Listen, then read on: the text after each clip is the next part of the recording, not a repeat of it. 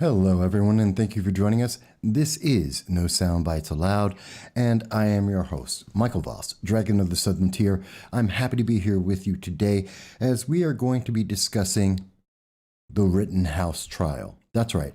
We're going to be talking about Kyle Rittenhouse, the reaction to the trial that has now ended, and I think many people have seen or at least heard the news about this. They may have seen the trial, the verdict that came down, and there have been a lot of comments about this.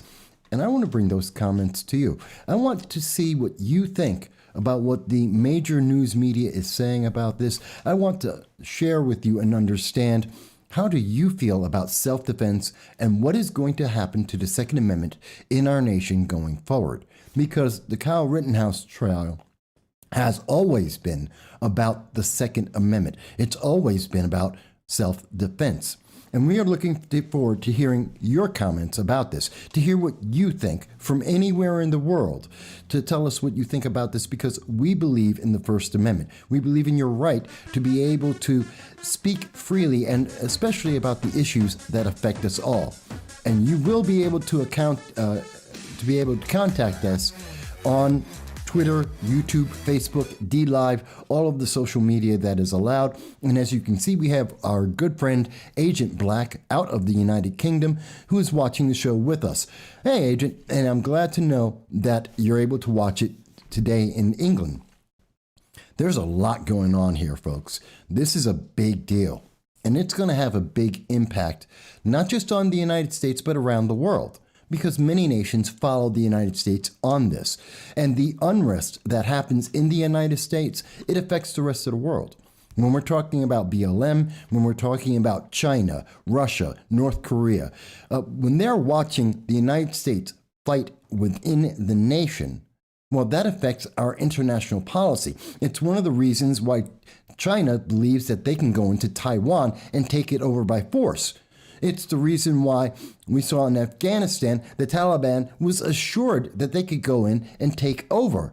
That's why there's 450 Americans at the least, if not several thousand, that are now trapped in Afghanistan, hiding from ISIS and Al-Qaeda. And they know that the Biden administration is callous and does not care, and that they can do anything they want, because the United States is fighting within itself, because we're fighting about BLM, Black Lives Matter. We're fighting about the death of criminals over and over again, whether it's George Floyd or the shooting of Jacob Blake and now the Kenosha trials. We're seeing America being divided and fighting on these issues, and the rest of the world, especially the bad nations in the world, and I do mean Iran, I do mean Afghanistan, China, Russia, they're taking advantage of this. They're running with this as much as they can to their best interest. And this is affecting you. And this is going to affect your ability to have the Second Amendment, to have the right to defend yourself, and they're going to have the right to affect the rest of the world. So I want to hear what you have to say about this. And we're looking forward not only to your chats and your tweets on YouTube, Facebook, DLive. We're looking for more than just that. Oh, and Twitter too. But you can also call into the show at 607-242-1582. The phone line is live and ready, and you can add your comments to tell us what you think, because this is a conversation, and it's a conversation you're really not seeing throughout most of the rest of the world. Now, I want to make sure, just give me a second, I want to make sure that this is up and available for the public, so bear with me as I do that, because I can only do it once we go live. But let me ask you folks, did you see the Rittenhouse trial? Did you see what happened? Did you see what was happening with Little Binger, the gentleman, the prosecutor for Kenosha, Wisconsin, who violated the law? I mean, this man broke the law. Little Binger, as he's often called on Twitter, he went around and just destroyed the Fifth Amendment. He tried to take away people's rights to a lawyer. He misrepresented facts and information. This is insane.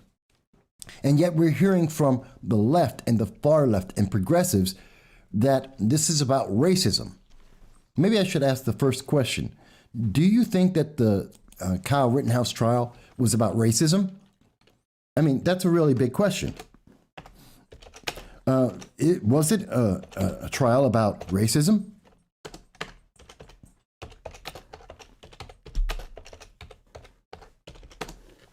Hang on, I'm just making sure that this is up for everyone so that the public can see this. And I do plan on talking about this on our regularly scheduled live stream on Sunday at 2:30 p.m. Eastern Standard Time. But at the same time, I want to talk about this today. I want to go over this with you right now because I think this is an incredibly important issue. And I don't think it's getting as much attention as it should. But let's take a step back in time. Let's remember, how did we get to today, November 19th? Oh my God, the internet overlords hate us right now. They seem to be trying to block this channel. We're going to keep going, though. Do you remember this? I want to see if you remember. This was Kenosha, August 24th and 25th. And this is what the news media was telling you about that at the time. Christine, Laura, what you're seeing behind me is one of multiple locations that have been burning in Kenosha, Wisconsin over the course of the night. A second night since Jacob Blake was seen shot in the back 7 times by a police officer. And what you are seeing... Look at this. This is the setting that we were brought into. This is what brought us to the trial today. Fiery, but mostly peaceful. That's arson. That's a crime. It is an absolute crime. There is no question about that. This is the reaction of BLM and the far left. Something happened. They were upset about it. The protests, that's fine. Protests all day long. But instead of just leaving it at a protest to announce their feelings, to say that they believe injustice had happened, they decided to go around committing arson, affecting people's lives, destroying property, endangering lives. And the news media told us, well, that's okay. It's perfectly fine. It's peaceful. Don't mind the arson. Don't mind any people that were attacked. Don't mind the violence and the criminality that's going on. That's okay. Do you really believe that that was okay? That it was fine? That it was fine for the news media to tell you that arson, it's acceptable. If you're upset, you want to protest. Well, the protest is part of the violence. Many people said no. Watching trains go by says, good morning. Well, actually, good evening here in New York in the Eastern Standard Time. They go on to say, sadly, every trial is about racism today because the other side makes sure of it. It's their go-to tactic. We're dealing with criminal political organizations based on identity as cover. I can't say that you're wrong. Because this is what we were being told, and you're right, watching trains go by. This was about racism. We had, or at least that's what we were told to believe, that the arson was about racism, and that the right way to react to the potential of police brutality was, we have to go and burn down innocent people's property, destroy cities around our nation, like in Wisconsin, like in Minneapolis, like in Kenosha. This was the reaction of the left. Now, in that environment, we saw that Kyle Rittenhouse decided, well, that's not the way to react. That's not what I want to see happen in my community, a community that he was a part of. He worked in Kenosha. He had family in Kenosha. Let me say that again, because the major news media didn't often report this. He had family in Kenosha. He was often living there. His mother lived 15, 20 minutes away. I happen to be right next to the border of Pennsylvania. Many people in my community in the southern tier of Broome County of New York, they live and work in Pennsylvania, and they come into this community because it's a central hub. It's not unusual. So yeah, you're talking about someone who crossed state lines on a regular basis. And we saw that he decided to try and protect property. Whether you agree with that or not is not the question. And he did so while armed. And let's be very clear, that was not against the law. PolitiFact, many people said, he was crossing state lines with a firearm. That is a lie. That has always been a lie. It was never true. And that was only the tip of the iceberg of the lies that were told to you by the mainstream media. And I have to ask you, why do you think they told you that? Was it about trying to frame this in a setting of criminality, of racism, to try and get your emotions to work against this? John Cordisco says, "Hi, Mike." Hey, John. This trial has much more meaning than I think people realize. If, quote, law enforcement, end quote, won't intervene, the Constitution clearly states that you have a right to protect you and your property. And that's what this trial is truly about. It's about your Second Amendment rights. It's about your Fourth Amendment rights to property. It's about you. It's about your life. Because if you don't have a right to protect what's yours and to assist others in that protection, then what rights do you actually have? That's a big question. What rights do you actually have? And we were told many things to make us believe that this was not the case. Let's go back to, do you remember? It was Congressman Hakeem Jeffries out of New York. The chairman of the Democratic caucus said, "Lock up Kyle Rittenhouse and throw away the key." Well, that's an odd thing to say. Joe Biden, there's no other way to put it. This is white supremacy that was on stage. We saw that white supremacy. Representative Anna Presley said that this is about white supremacy and domestic terrorism. Really? We heard Joe Scarborough say that there were 60 rounds fired. We heard that Joy Behar said that Rittenhouse crossed state lines with a firearm. We heard that House Press Secretary Jen Psaki condemned Kyle Rittenhouse as a vigilante, and that Don Lemon says that this was a case of white vigilantism. These things are all not true. Not one of these things stated by Joe Biden or the major media was true. They lied to you, to your face. Hello, Bellin. Bellin mentions, when will Brandon get sued? I hope very soon, because defamation is obvious. He, without any facts, without any reason, he labeled Kyle Rittenhouse as a white supremacist. And we hear this story coming from the ACLU. We hear this right now, that the far left is trying to convince you that somehow this was about racism. But it's not true. It was never about racism. There was no racism involved in what happened in Kenosha in August of 2020. There is no racism. Maybe today there is, because BLM is threatening to go out and commit more acts of violence. There may be more of that because we see that the revolutionary communists are looking to do more. Hello, Janice. It's good to see you. And I want you to understand, this is insane. John mentions after last year's rioting, dozens killed. Actually, John, 3 dozen people were killed. Billions in damage, well over $2 billion in damage. Lives permanently destroyed. People finally said enough. Well, I'm not surprised, because we should. And we were told nothing but lies from the major and mainstream media. Lies that people today still believe are true. How many people realize that everyone involved in the Kyle Rittenhouse trial, the people who were killed and the person who was injured, they're all white. The shooter was white. Everyone was white. There were no black people involved in this. And yet, if you go on to major mainstream media, you will hear people saying, well, this is about racism. This is about black people. How? How, Cori Bush? I ask Representative Cori Bush, how is this about racism when this had nothing to do with anyone who is black? This is insane to hear this.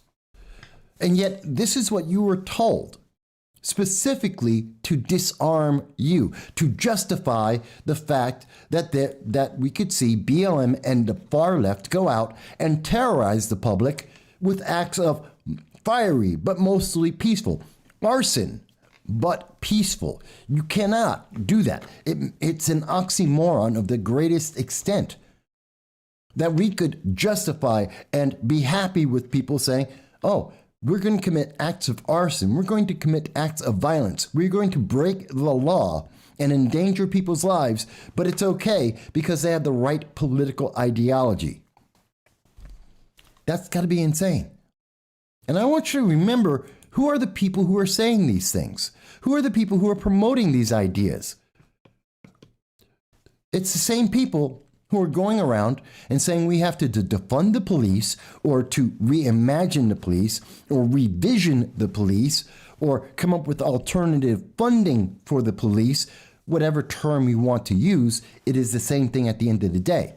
They want to take away your police, the government's ability to protect you, and they want to take away your Second Amendment right. And they're more than happy to allow you to die.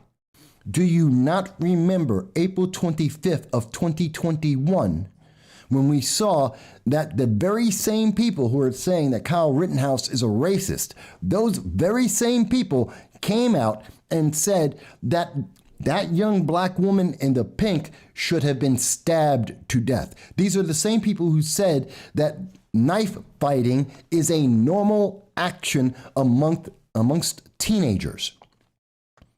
Because BLM. Because Black Lives Matter. Only when they're politically aligned with the objectives of the far left, of progressives. You may not like to hear this. It is the truth. Nope. We already have our first caller. Hello, and thank you for calling No Soundbites Allowed. This is your host, Michael Voss, and may I ask who's speaking? Hey, Mike, it's Jason. Hi, Jason. What do you have to say? No, I got to say it's excellent that you're having a Friday night, open line here. Well, it's a little different than what we normally do on Sundays, but I think this is an important case, and it's an important issue. Well, yeah, I got an opinion on the Rittenhouse thing. One of the things that was actually making me nervous about this trial was that it was going to be a mistrial. And it almost seemed like the prosecution was doing everything in its power almost at the last minute to actually throw the thing, rather than actually having a non-guilty, plea. And I think that it would have actually been, I think pretty detrimental, to Rittenhouse if it actually, went to a mistrial, then actually turned out the way that it did. And on top of that, I think it really gives him a lot of power right now, as far as, and I've already read some of the messages that people have been saying, and they're waiting for, to see if, it gets, a lot of people are going to get sued, over the slander that's gone on. And now that you have a concrete, final ruling on this, saying he's not guilty. I mean, even the president, the United States himself, now is going to be on the hook for calling him a white supremacist just for, using self-defense. Well, that's one of the things they're saying, but there's more to it, because this isn't over. According to the ACLU, according to Representative Jerry Nadler, this isn't over. That we're about to see this go to another level, because according to Jerry Nadler, and I want to show everyone here, this came out today, a couple hours ago. And I quote from Twitter, Representative Jerry Nadler of New York states, "This heartbreaking verdict is a miscarriage of justice and sets a dangerous precedent which justifies federal review by the Department of Justice. Justice cannot tolerate armed persons crossing state lines looking for trouble while people engage in First Amendment protected protests." Let me ask you something about this. Had you heard, Jason, Representative Nadler's comment about this before? No, I have not. Okay. Now that you have heard me quote him as I've shown it on the screen, what do you think? I think that the Democrat Party right now, and a lot of the media, I think the Democrats, because they're so dependent upon the media, that they're actually now trying to defend it because it completely slandered Rittenhouse. And if they don't double down and say that this was injustice, and this is our system's systemically racist, and continue to we have to tear it down, then the Democrats are in a very bad position right now, because they're losing badly. This like I said, if it was a mistrial, if this turned into a mistrial, it would have been a massive win for the Democrats. But the fact that there was actually a ruling on this, that put them, they have no choice but basically to say that, the law wasn't done. And they're having to double down on a narrative that, honestly, they're just continuing to lose. I mean, this is the same behavior that actually created what happened in the Virginia, governor's election. They just continued to double down, on, it's a bunch of, racist, parents that are now complaining, about critical race theory, and they shouldn't have the power, to make choices for their children. The government knows best, and this is the exact same thing that is being pushed, and it's hopefully it will actually destroy the Democrat Party if they continue this line. Well, that's a very interesting question. Will it destroy I don't know that it will destroy the Democratic Party, because we've seen people like Cori Bush, we've seen Anna Presley, Alexandria Ocasio-Cortez, Jerry Nadler. They've all come out and they've been saying, well, no, this is perfectly fine. In fact, we even have organizations, and I want you to see, like, where is it? Not the ACLU. Here it is. The New Yorker. I have it for you. The Atlantic, which is considered a respected news agency. And they came out and they've mentioned that Kyle Rittenhouse, he's not a hero, and that this was perfectly fine. That he should be innocent, but at the same time, this isn't something to laud or be happy about. They go into mentioning that that Kyle Rittenhouse was a foolish young man and not a hero. They go into saying that this is going to lead to what is now being called the Rittenhouse rule.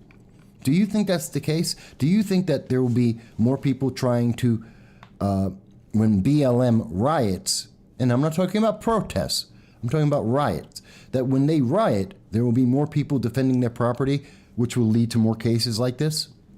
What you see, that's the thing. What this proved is that, local, state, and federal government completely failed, on all levels. And that is really what it comes down to. Because if the law was being enforced, this incident would have never have happened. There would have been no Rittenhouse. There would have been no creation. There would have been no pedophile running through the streets, burning things down, and then trying to grab, the gun and getting shot and all this other stuff. That would have never have happened if our government was doing its job properly. And, everybody wants to point and blame, a 17-year-old seeing basically, justice not being served, and wants to go up and actually do something.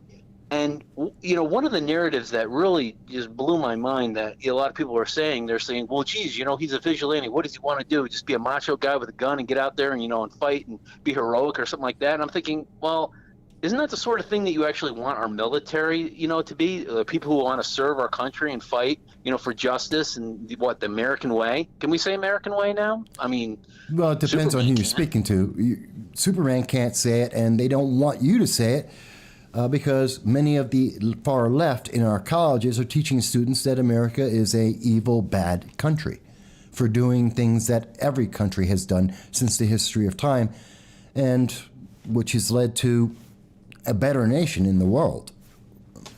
I mean, this is the best nation in the world. It's such a great nation that 17,000 Haitians decided they wanted to live under a bridge in America because it's better than living anywhere else in the world. And yet, at the same time, they want to tell us, well, it's a horrible nation. I don't understand. Excuse me. Let me ask this before I let you go, because I know there's a lot of people watching, and I want to hear all of their voices. I want to hear what the American people think, because we're seeing what the politicians think. So I have to ask, is there, if this goes and Jerry Nadler is able to get Merrick Garland, who is the AG for the United States, he's the Attorney General, And he's already gone forward when the far left said, hey, you should investigate parents for being involved in their kids, in their education. As you were mentioning, down in Virginia, we saw a race about this that was with between Terry McAuliffe and, oh God, now I'm forgetting his name, the winner. We saw this is about education. We may see this same AG go out and say, okay, well, Jerry Nadler wants me to investigate Kyle Rittenhouse. What do you think happens if that does happen? I say I hope he does. I mean, I hope he tries to do something like that, because if he brings more attention to this situation, they can't bury it.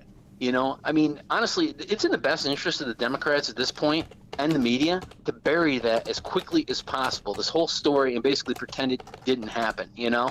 And if they double down, like I said, if they do the same thing they did, you know, in Virginia, if they actually do send, you know, the Attorney General, you know, who, you know, apparently was, you know, actually targeting parents and having the FBI, you know, surveil them, even though he denied that it happened. He outright flat lied about it. And he does go after Rittenhouse. You know, I'm telling you, it's going to be very difficult for the Democrats, you know. I mean, the thing is that throughout the last year, we've noticed that the Democrat Party has basically using coercion to silence anybody to speak against their authoritarian, you know, policies.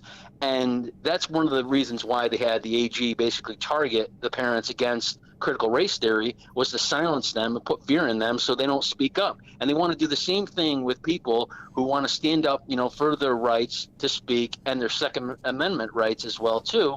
And, you know, not have a world of complete anarchy, which is one of the things that, you know, the Democrats seem to, well, I don't even call it anarchy. It's a totalitarian regime that they're trying to, you know, implement. But, yeah.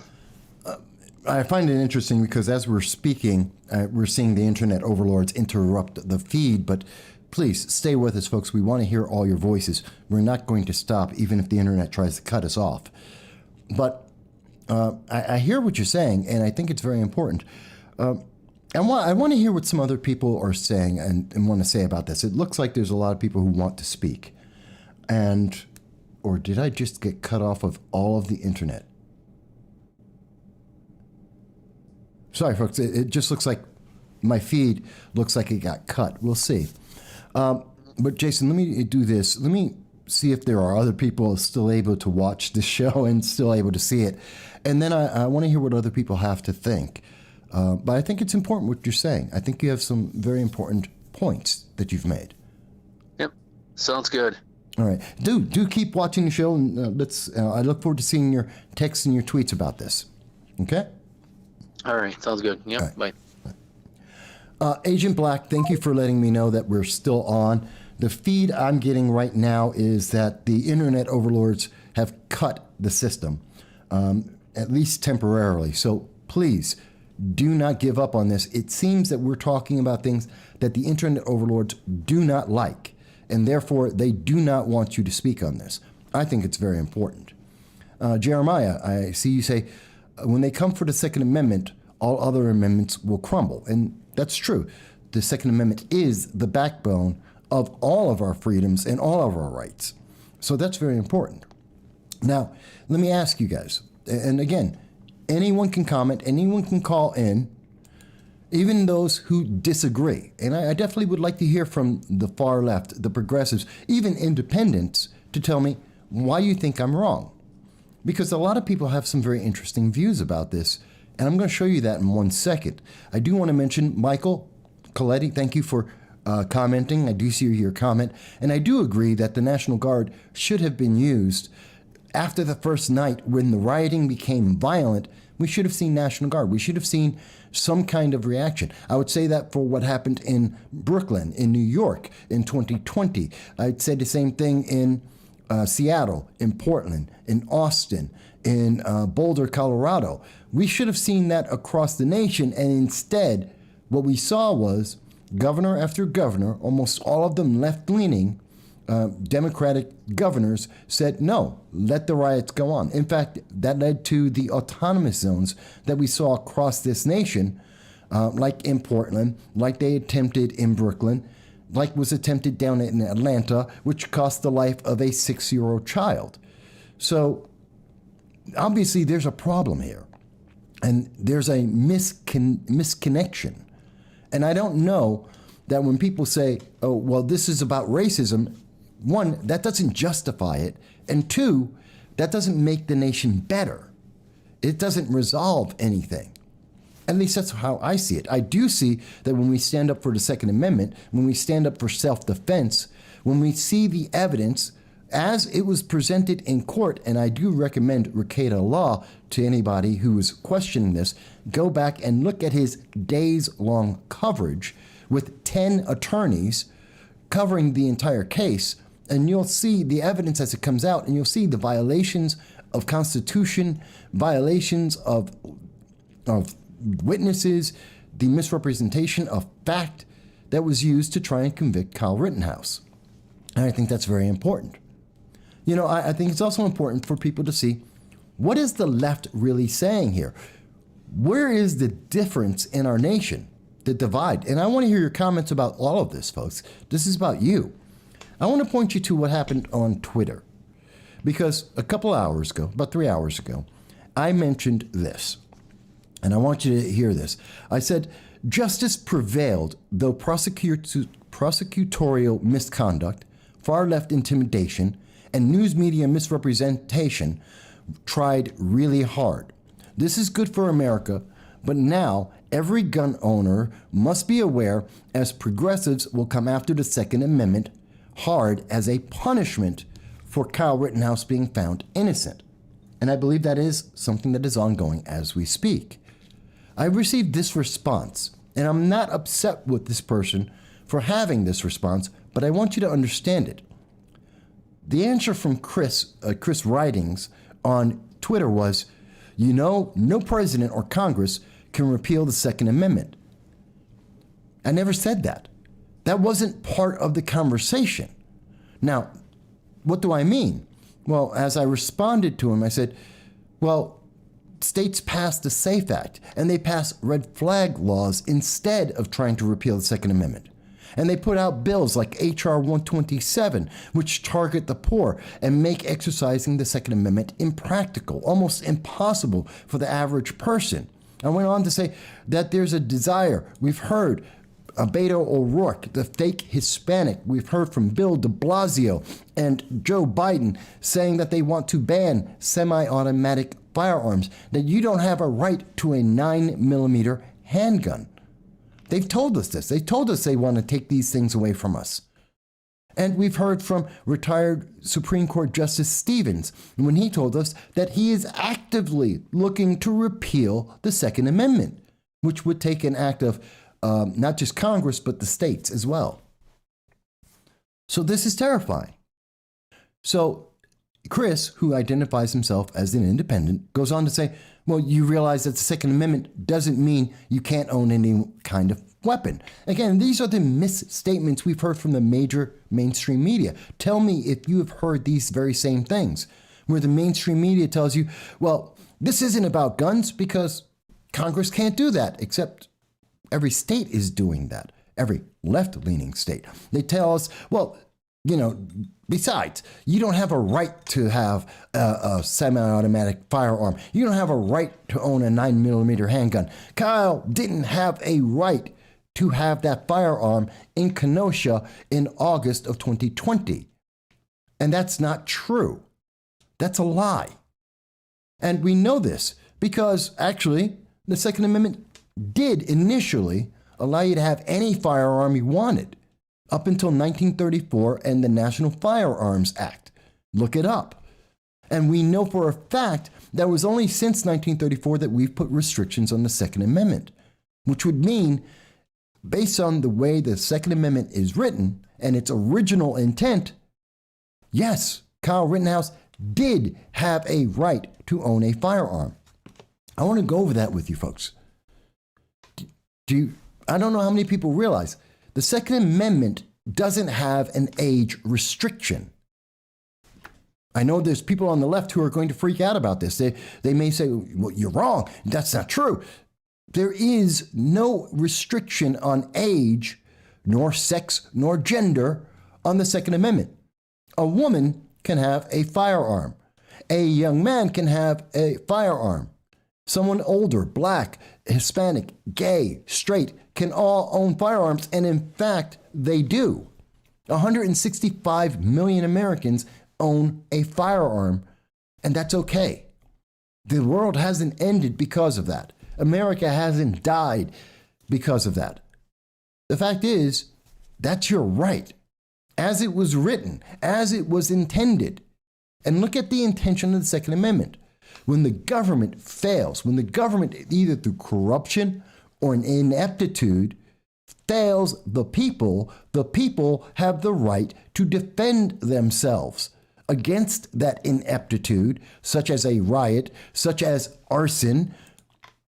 Even when the media tells us that it's mostly peaceful, as arson is going on, as lives are being endangered, you have a right, according to the Second Amendment, to protect yourself and to protect those around you. That is an intrinsic right. Now, that doesn't mean you can go out and just shoot people. It does not mean that. It does not mean that you can provoke people. It doesn't mean that. But you do have a right to defend yourself and your property. I believe earlier in the show, we heard exactly that being stated by John Cordisco, and he's correct. You have a right to defend yourself. But we're being told that you don't have that right, and you don't have the right to do it with anything except, in some cases we've heard from the left, saying that, well, you have no right to anything except a musket, which is ridiculous. Do you have a right to have privacy on your iPhone? You do. It is part of your privacy protections. Well, they didn't have iPhones back when the nation was created. Freedom of speech on the internet or in newspapers, they didn't have that at the beginning of our nation when the amendments were created, and yet you have those rights too. Why did that? How can you tell me you only have a right to a musket? It's insane. Mike Bowie mentions, if the feds get involved, are we looking at possible new charges against Rittenhouse? Yes. Yes, that is possible. If we see that Attorney General Merrick Garland takes his marching orders from Representative Jerry Nadler, if he does, then yes, there could be new charges, a repeat of the same charges that Kyle Rittenhouse was just acquitted of. Well, then they could try and go after that. They may call it racism, that this was a racially charged hate crime. And under the terms of a hate crime, Kyle Rittenhouse could be tried in federal court. Now, do I think that stands? No. I think it's completely made up. I think it's a false argument. I don't think it stands up legally, but it is something that you could see. And imagine if he is. Imagine that not only do you have to fight in courts against to protect your right to self-defense and the right to bear arms, as the Second Amendment says, but now you also have to fight against this new thing called hate crimes. You defended yourself, and now you have to protect yourself against a hate crime. A hate crime, by the way, which is Kyle Rittenhouse defending himself from a serial child rapist, a criminal who's used guns and violence and drunken disorderly, another individual who's domestic abuser. These are convicted felons that he's well, I don't know that they were all felonies, but these are convicted criminals that Kyle was defending himself against. And imagine that you have to go through that. Rome 2.0 says, Nadler was putting out a massive virtue signal. It's an empty threat. Well, many things start as empty threats, and yet we see that they come to fruition. Because the left doesn't listen to the law. They don't care. They're not, how can I say? And if you disagree with me, it's perfectly fine, folks. It's perfectly fine to say, Mike, any part of what I'm speaking about you disagree with. Do you think I miss it? Or I don't understand? Or you think there's other evidence out there that justifies something? I'm talking to you. I want to hear what you think. I don't think that Representative Nadler and Cori Bush and Anna Presley, who are speaking as we speak, even as we're talking right now, and organizations like MSNBC, like The Atlantic, that they are powerless. They don't look at this as an empty threat. They think this is absolutely necessary. They think that you do not deserve the right to have the ability to defend yourself. They do not believe that you have the right to live your life. They want to micromanage your life. Remember, we're hearing from Cori Bush, who's in charge, who represents Minneapolis, a city that had $500 million in just insurance claims, over $1 billion in damage and destruction of people's lives and homes and businesses. And she's saying, well, we got to get rid of the police. The very people of Minneapolis said, you're out of your mind, and they voted against that. They said, bring back the police, do not defund the police, do not restructure, revision, reallocate the funding for the police. But yet she's a congresswoman trying to pass these laws. That's got to put you into some sense of awareness of I'm scared. I'm terrified of what these people are doing as they are tone deaf to the public. In all the 22 states that the 22 cities across America that suffered from the BLM riots, they weren't protests, we're talking about riots. When you burn down buildings, when you attack people like David Dorn and Jessica Dottie Whitaker, and you kill children, let me say that again, kill children, as we saw in Portland, as we saw in Atlanta, that's not a protest. That is criminal action. And shouldn't we be able to defend ourselves from that? I mean, if you think I'm wrong, if you think that's not the case, tell me. But I believe that's exactly what the Second Amendment is identified for. That's why we have self-defense statutes in the law. I think that's exactly what these things are for. But it seems that the far left do not agree. The ACLU does not agree. Now, Michael Bowie mentions that these are about kangaroo courts, and Rome 2.0 says, true, I agree with you. I also think that we're at a point where conservatives see and want the rule of law.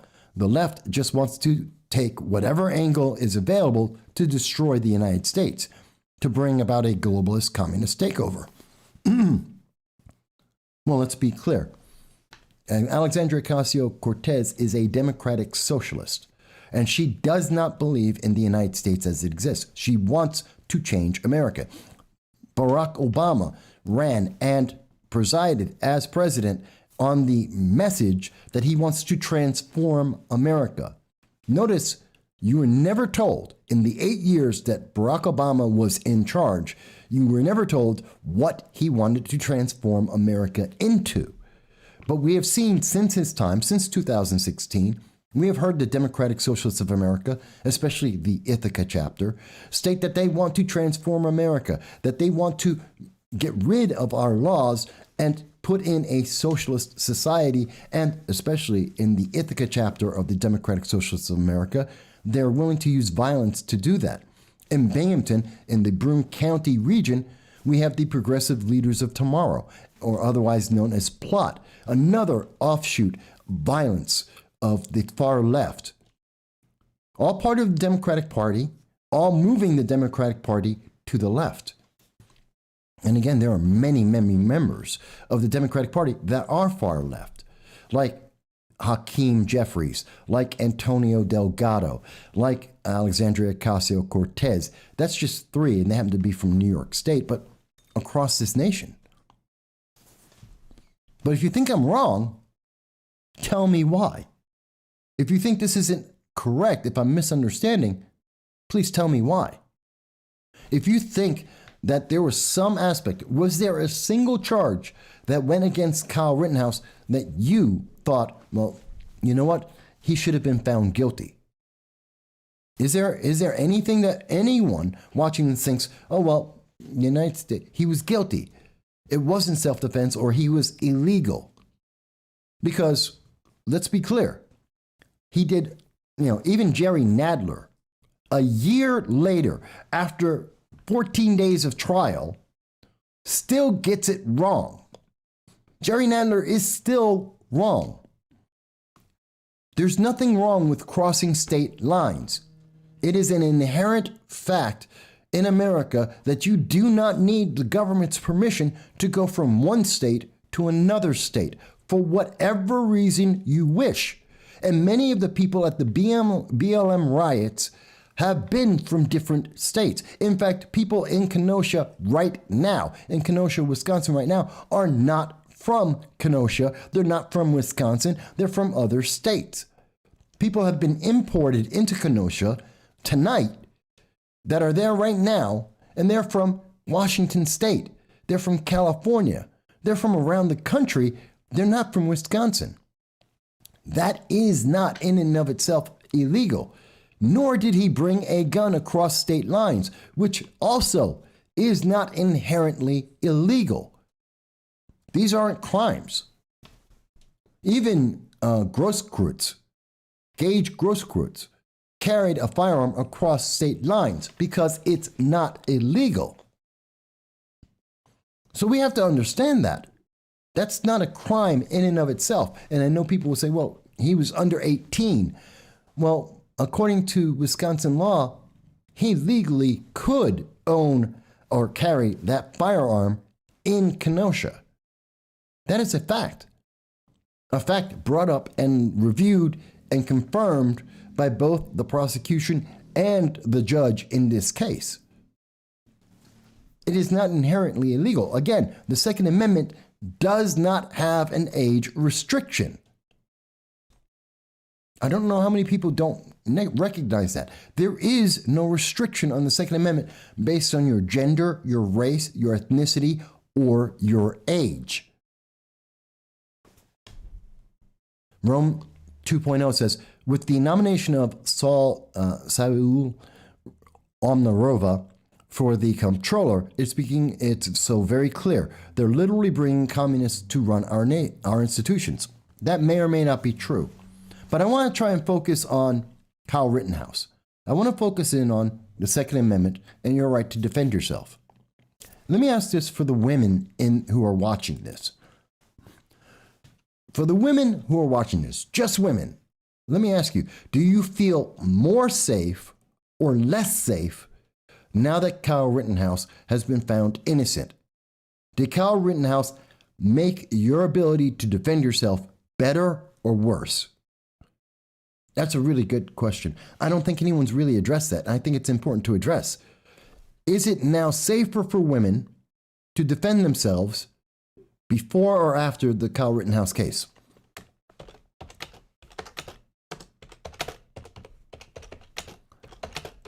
And I'm going to ask that question to everyone watching this.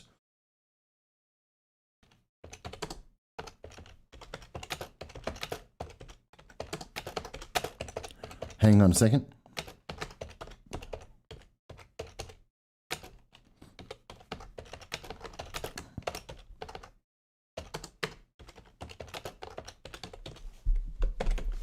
And I'm more than happy to have anyone call in. You can definitely call in and leave your comment. And I know the internet overlords are not very happy with the things that we're asking right now. The conversation that we're having. They're trying to block us.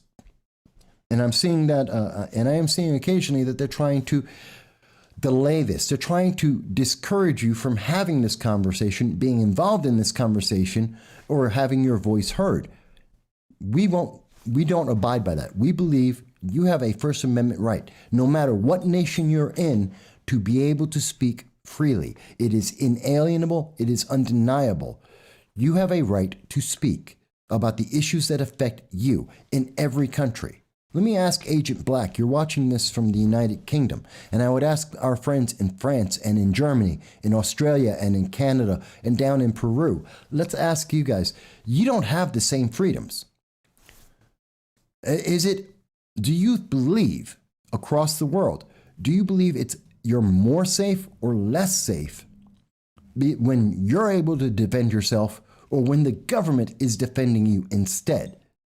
I know, like in the United Kingdom, while they have less firearm crimes, they have more knife crimes. And I know in many countries, knife crimes are exceptionally high. In the United States, I know that there is a 4.5 times greater chance of being killed, or in fact, 4.5 times more people get killed with knives than with rifles. That is a fact. And that includes AR-15s, AK-47s, Ruger Mini-14s. You name the rifle, it doesn't matter.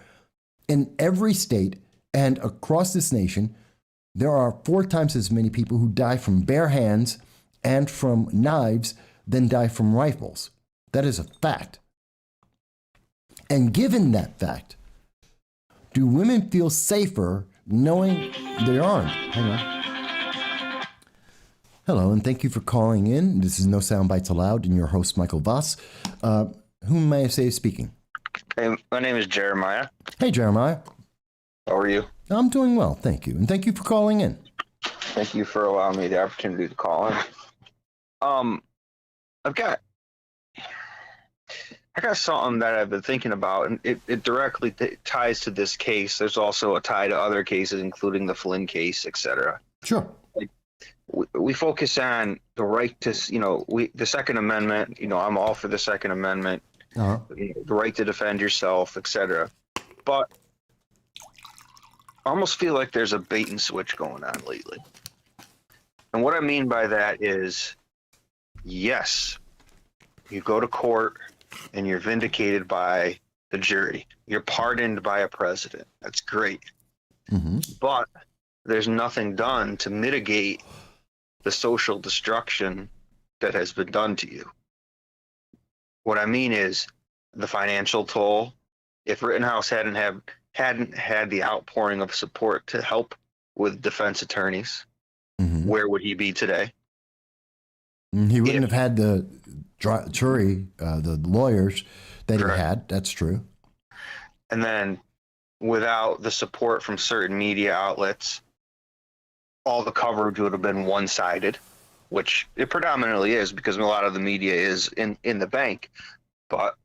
And you see the same thing with Flynn, his reputation. You see the same thing again today with reports coming out about people talking, they're going to go after Kyle on campus at Arizona State. I think it was Arizona State. There's a lot of ancillary things that come into this. So even though it's amazing that and I celebrate his acquittal, I think there's something else going on here, like a battle against people.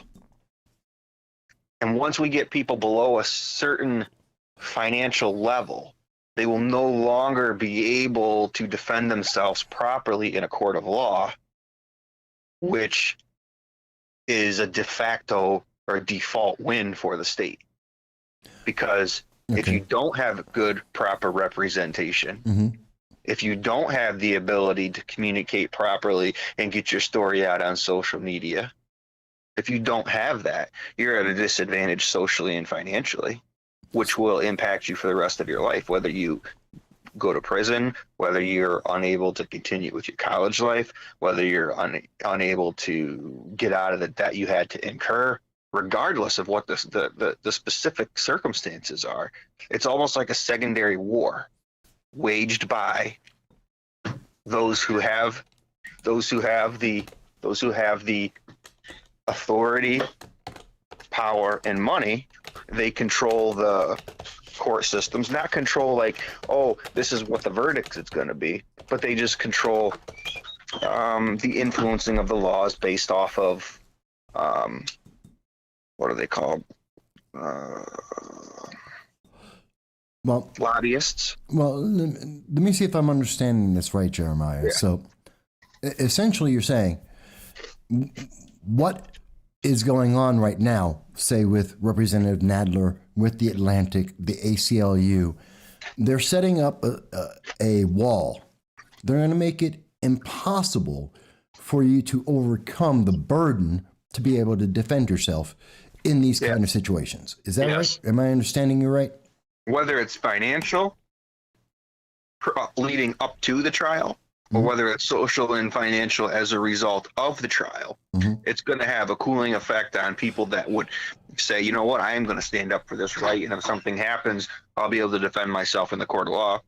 Or it's going to just completely negate the ability to defend yourself, and it's going to be a de facto judgment. When I say de facto judgment, yes, great, you have representation, there's public defenders, but I would challenge all the listeners to look at locally, Broome County, Shenango County, the funding that's given to the district attorney's office versus the public defender's office. And if you see the disparity in the money that's given out, you can also you can also look at the results of the court cases, and you can actually draw a line with it. Wait a minute, X amount of money to the DA, X amount of money to the public defenders. Well, look at the outcomes of the cases. And it kind of is like, wow. Yeah, and you got to kind of look at like the ACLU, which is supposed to be an organization that's supposed to protect people, especially when they don't have the money to do it. And yet we see the ACLU is saying, well, no, this is a travesty, that this is unfortunate, that they would rather have seen Kyle die in this incident and or be thrown in jail than to have been found innocent. Yes. Because they don't believe in his Second Amendment rights nor his right to defend himself. And their reasoning is racism. That's their answer, is racism. There was a tie to the racism that shook me to the core. Sometimes I watch media that I don't agree with just to understand and get other opinions and other points of view. Right. And, there was a woman, I forget her name. She was an African-American woman. She was on MSNBC, and she went off about white tears. And how they didn't like the fact that Kyle Rittenhouse was having an emotional trauma, was having emotions about the trauma of that night. Right. And they said, oh, that's absolutely fake, as opposed to other people who they agree with. And then she tied it to something I'm going to have to find the link, and I'll send it to you in a message so you can know exactly the context of what she was saying. But in generalization of it, she made it akin to a weapon that white people use as a way to basically it was racist, and it was a weapon that white people use to get off from killing people. And it was very like, wow, how did we get here? And it's just horrible. You see the kid crying when he was testifying. That wasn't fake. And then today at the end, when they finally read the verdict, as each one came back, not guilty, not guilty, you could see. And then at the end, when he basically collapsed, it's just like, that's real emotion. And to downplay that, it's horrid. Like, how, on just one more side note is, how did we get here? I understand two different sides of opinions or multiple different opinions, but how did we get to the point where it's so visceral? Like it's no longer I disagree with you. It's I disagree with you, and if you don't agree with me, not only am I going to pursue you and badger you and harass you, I'm going to try to take your life away, whether figuratively or literally. Well, when did we get here? I'm asking you that. Like, I don't know how we got here. I'd say it was in the last 20 years. And we got here because of people like, as an example, Mayor Bill de Blasio, who says that Anthony Huber and Joseph Rosenbaum are victims and they should be alive today. I am literally quoting his statements as printed by the Gothamist. And Bill de Blasio goes on to say, the only reason is they are not alive today is because of a violent, dangerous man who chose to take a gun across state lines and started shooting people, which is a lie. So he is promoting a factual lie. This is defamation. This is on November 19, 2021. Bill de Blasio said that today, that Kyle Rittenhouse took a firearm across state lines. That is a factual lie. And he says that this is a miscarriage of justice as an understatement, as he is in promoting a lie, not just propaganda, but a factual, legal lie. And I hope Kyle sues the hell out of him because of this, because it's insane. And Mayor de Blasio goes on to say that this verdict is disgusting. It sends a horrible message to the country. Where's the justice in this? That Kyle is defending himself is he predicating this whole thing on a lie, and he wants to have support. So when you ask me, Jeremiah, where do I think this came from? When we elected individuals who are making statements like Bill de Blasio is, which is a factual lie, it is absolutely incorrect, and he's using emotions, he's inciting people to get very emotional about this on absolutely false information, and he is being reelected and put into other positions of power, and that destroys our nation. That destroys the fabric of our society. That's how we got to where we are today. It's people like Bill de Blasio. That goes to another point that's important about this, is that we've already seen a difference in, okay, how do I say this? We've already seen a difference in how people are prosecuted, specifically with the Bannon indictment. Yeah. And so that's already an erosion of confidence in the law, because it makes it an extended two-tier system.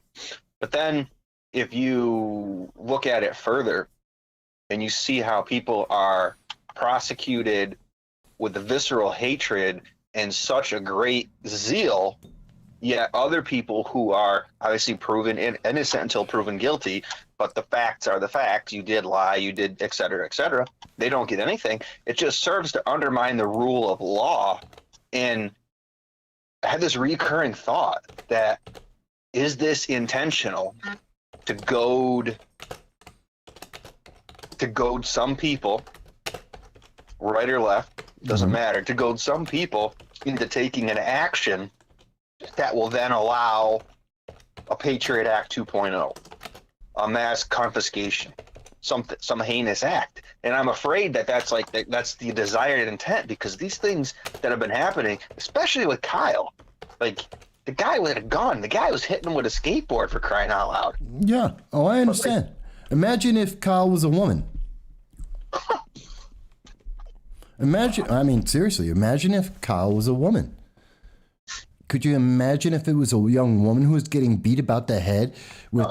Because we've seen something like that, as we reported on this program before.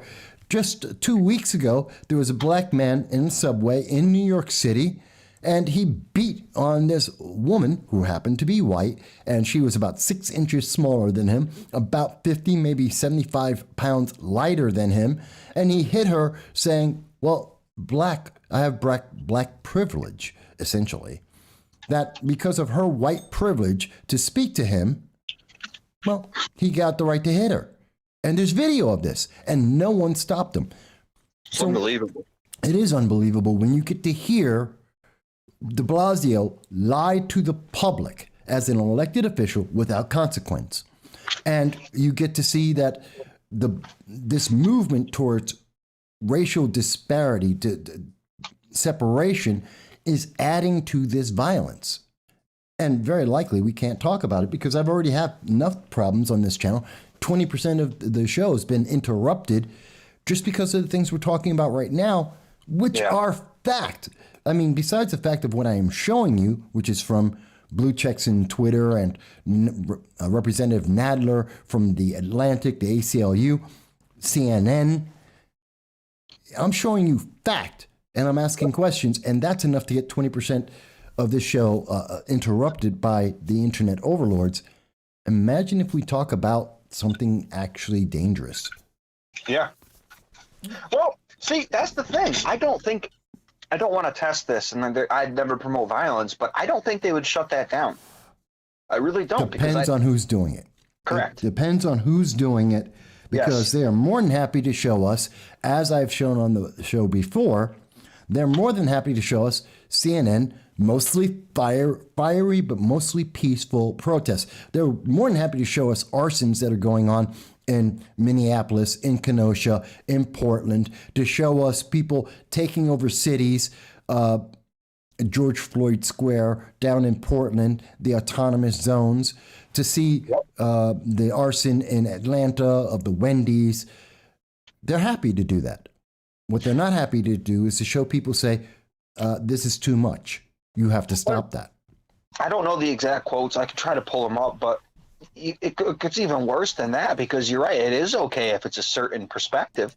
If you look at last summer, I believe it was Maxine Waters, Kamala Harris. There were a couple more liberal politicians or commentators that commented on the rioting and the burning and all this. And it wasn't condemned. In many cases, it was either directly or tongue-in-cheekly encouraged. You don't even have to go that far back. On April 25th of this year, 2021, there was the attempted stabbing murder of Ma'Khia Bryant when she died because she was trying to kill a girl in front of a police officer, which resulted in her death. And we had the far left, Bree Newsom and others, saying that's perfectly okay. Let the kids knife fight. Let the attempted murder become actual murder. So we don't even have to go back that far. This is something that's happening right now. And it's kind of terrifying. But I do want to keep it to the Second Amendment, to self-defense, to the Rittenhouse trial if we can. How do we empower, get the word out, donate money into the NR, whatever. How do we actually empower the Second Amendment and the rights that we talk about, self-defense, Second Amendment? I think ultimately the answer is people have to speak up and not be silent, like this program, like many other programs, like Recreational Law. We have to understand the laws that exist, and we have to speak up, and we have to do things like don't vote for Eric Adams, who's a pragmatic, his words were, he is a pragmatic progressive, where he wants to install the more of these progressive ideas that disarm the public, that endanger women, that disenfranchise the poor, all in the name of progressivism, and result in people like Bill de Blasio being elected as he lies to the public for political advantage. That's how I think we do it. We have to be involved. We have to speak up. People may think I'm wrong, but that's how we have to do it. And we have to, and when we see the internet overlords try and shut down 20% of the show and distract people from being able to see it, we have to ignore that and say, no, I'm going to pay attention anyway. Yeah, I agree with that. It just seems like the further and further along we get into this, the less and less effective the traditional means of, and I'm not talking about fighting. That's not what this is about. Mm-hmm. But the less and less traditional means of defending conservative values and promoting them, specifically the Second Amendment. That's because we're seeing less and less people actually stand up for it. Yes, there's the big people like Louder with Crowder. There's Ben Shapiro. There's my channel on a very small level. But let me ask you, what are you seeing in your local communities? And I ask this of everyone out there, whether you're in England or France, Australia, Peru, in New York State, in California, in Texas. How many of your elected officials are actually standing up for your rights? How many of them are actually saying, how many of these elected officials are we hearing that are saying, well, self-defense is an integral part of society? Or how many of them are saying, no, you don't have a right to defend yourself. You should be killed rather than defend yourself because of some political agenda. In our state, the self-defense laws are very, very limited. Just for people to know, you're in New York State, just so they know. Very narrow. Like the line between you defending yourself and becoming the attacker is literally, let's say an attacker was to come at you with a knife. This is going to be a real cursory explanation. I know this for a fact. My friend and I used to do self-defense and security, whatnot. But you disarm the person. Mhm. You can strike once. If you do more than that, you can be considered the attacker now. Well, that's why the DA, Littlebinger, as he's popularly called, said, "Oh, well, you shot him 4 times. It was less. It was literally 3/4 of 1 second. He fired 4 times, and that's it. He didn't shoot him after he was laying on the ground. He didn't continue to shoot. He didn't empty a clip. He shot him 4 times in 1/4 of a second to stop him." Untrained. Untrained. 17-year-old. Well, I wouldn't say he's untrained. With that discipline he had, he was trained, but he was not officially a police officer, law enforcement, so forth. But he was trying to say, well, 1 shot would have done it. How do you know? How do you know? And according to Littlebinger himself, the first shot didn't hit the hip of Rosenbaum, which means Rosenbaum would not have been stopped there. So going by the Littlebinger prosecution point of view, if he had fired just once, Rosenbaum would have got that gun. An unstable, bipolar child molester in the middle of a riot, because it wasn't a protest, there was a riot going on in Kenosha at that time, would have had a firearm in his hands. How many people would have been endangered? So it's stupid to say, oh, you can only attack once. You can only defend yourself once. That's not what self-defense means. It means I protect myself until there's no longer a threat, credibly, realistically, without going overboard. If Kyle unloaded the clip into the body of Rosenbaum, I'd say, yes, he's guilty at that point, because at the first shot, the first 4 shots, that was necessary. Anything beyond that, now you're going into a crime. Yeah, I can see that. And that's the difference that people have to understand.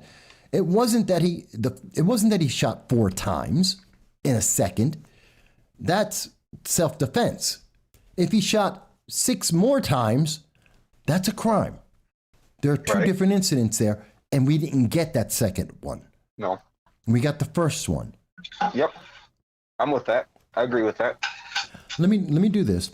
And Agent and Jeremiah, I want to thank you for calling in to share your thoughts with us. You brought up a lot of interesting points, and I see people have been commenting on it, even as the internet overlords hate us. But I do want to give people a chance to call in, especially if there's someone from the left or the progressive movements, and they want to speak about this. I want to hear what they have to say as well. All right. Thank you for the opportunity, and I love your show. Thank you. Thank you very much. We thank you for being part of the audience. I look forward to seeing more of your comments. So, folks, and again, you can call in too, 607-242-1582. As you can hear from our audience, they're calling in. You are welcome to call in as well to give your point of view, even if you disagree. Even if you think there's something that we've missed or something that people need to understand, if you believe Bill de Blasio is correct, if you think that Jerry Nadler is correct, if you think the Second Amendment should be repealed like retired Supreme Court Justice Stevens, let us know. I want to hear your voice. This is about you speaking. And I guarantee you, there are politicians who are watching this right now. There are staff of politicians and candidates watching this program right now. They're listening to your voice too. I want to, Rome 2.0, I know you mentioned that you agree with our caller Jeremiah, and you think that there's provocation coming from the left against people. And I agree with you. And I think that's as obvious as when you say that arson is excused and that arson isn't a provocation for someone to use self-defense, to defend their property, to defend their lives. There is a disconnect that the average person in America, I believe, says that doesn't make sense. You're telling me if someone's burning down my home or the property next to my home or the place that I go to work to feed myself and my family, if you're burning that down, that's okay, and I don't have a right to defend that?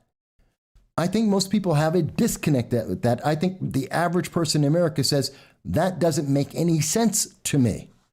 When you hear people from the left say, it's okay if someone stabs you based on the color of skin of that person, not the victim, the assailant. If the assailant is black, or they happen to be a person of color, whatever color that may be, or they happen to have a certain sexual preference, then it's okay for them to attack you. I didn't get into it, but I'll even throw in the case of what happened in Loudoun County. It was okay because it was okay that they covered up the rape of a minor because of the claimed sexual preference of the assailant, who has been since convicted. And it was okay to cover that up because the politics were more important than the victim or the rights of the victim. That's what we're being told right now. That makes no sense to me, folks.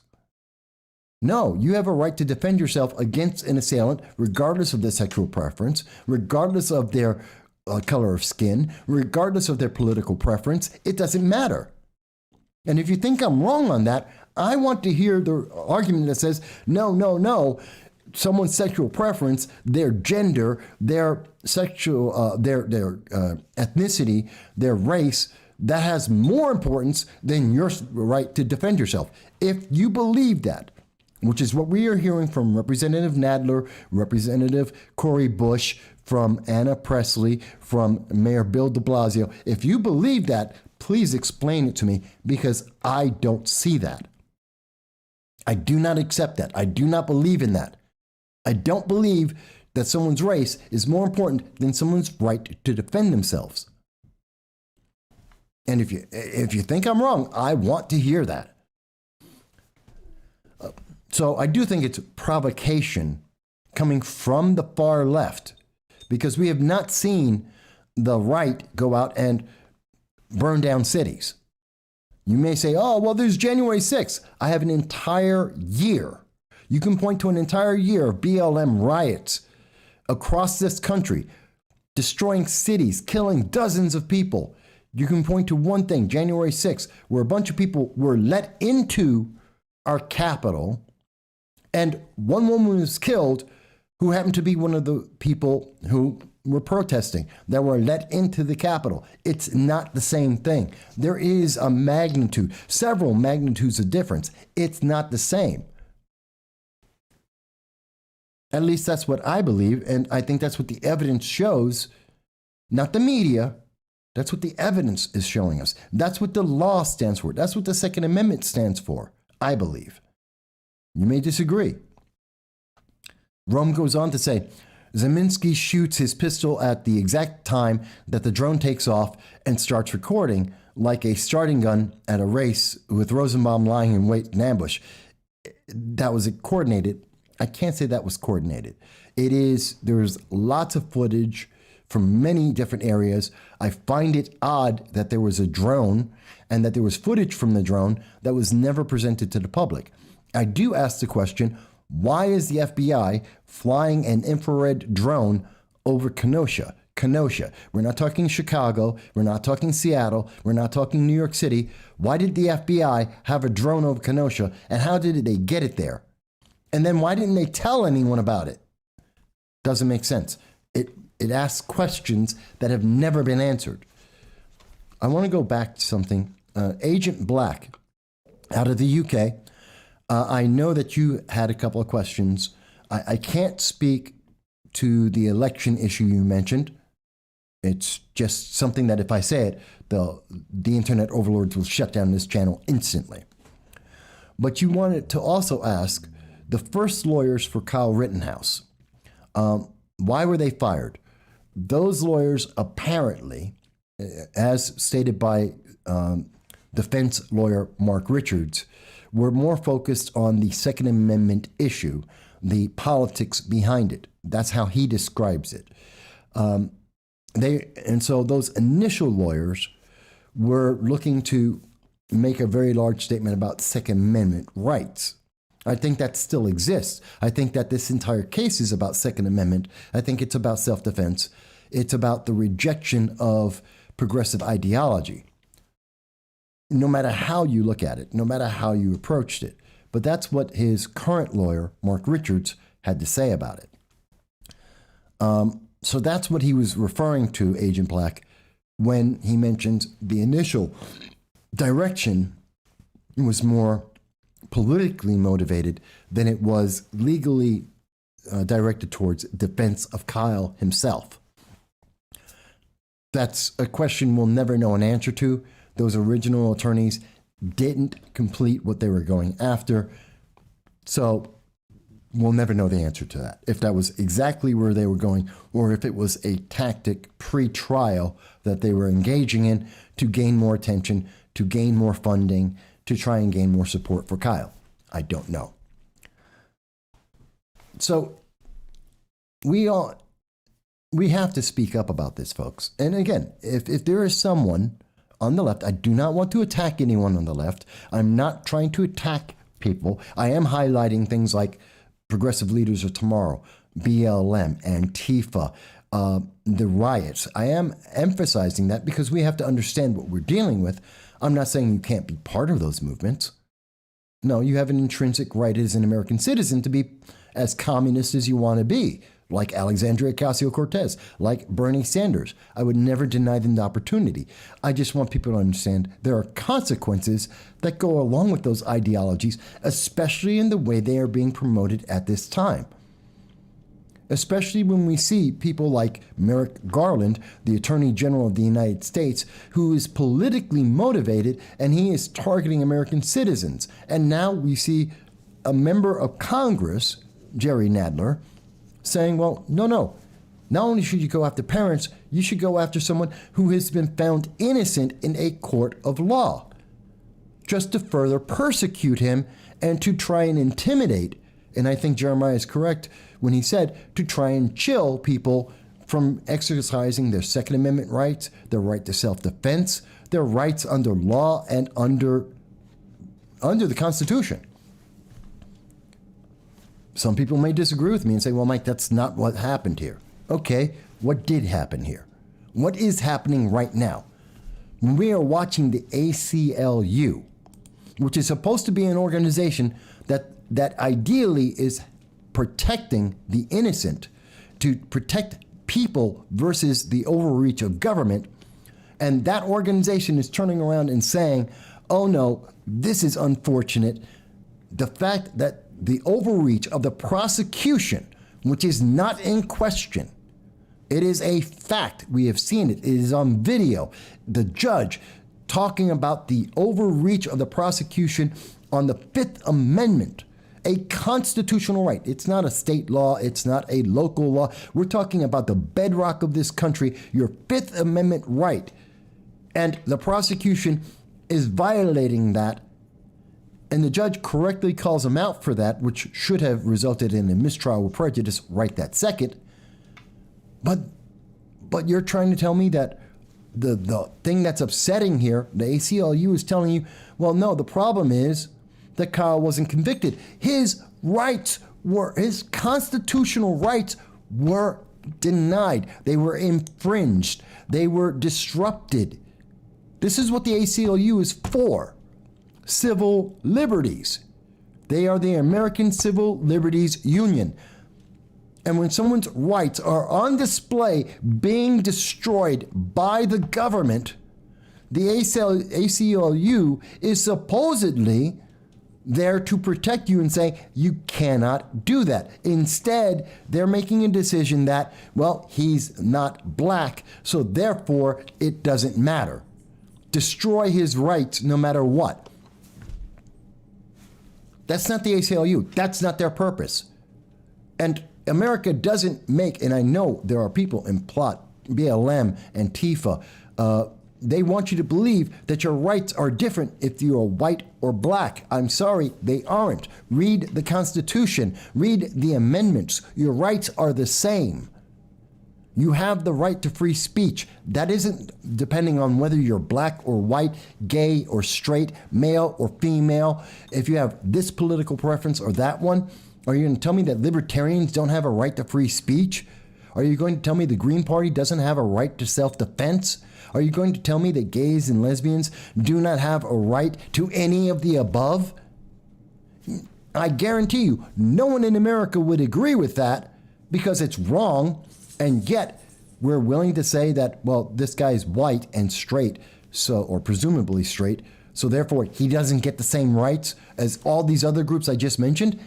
That's not in the law. That's not what America stands for. And no nation in the world should do that. And any nation that does do that, we should rightly denounce, like China, where that is exactly what is being done.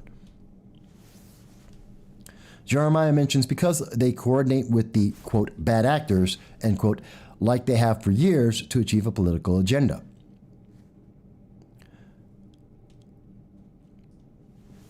Jason mentions that he believes the ACLU is funded by individuals who wish to destroy our country. Maybe now. I don't think that they originally were. But I think there's going to be a backlash from the left, and we're going to hear over the next several days, very quickly, we're going to hear a push for red flag laws. We're going to see a push for H.R. 127, which is being offered by Representative Sheila Jackson Lee, which unfairly targets the poor and women and discriminates against them to deny them their Second Amendment rights. I think we're going to see several laws trying to be pushed and promoted that will deny you the ability to protect yourself, that they will deny you the right to have a firearm, that we're going to see the left come out and claim everything under the sun, in particular racism, to try and justify how they will take away your freedom. I truly believe that. I think that's the direct consequence here. Thank you, Agent Black, for paying attention. I know you're 7 hours ahead of us. It's about midnight your time, so I appreciate, Agent Black, that you joined us from the United Kingdom and your comments that you made with us. Yes, folks, this is an international show. We have people in Sweden, in France, Germany, Peru who watch this show on a regular basis, and we thank all of our international audience, knowing that there are many different time differences, to pay attention and to be involved. We really do appreciate them.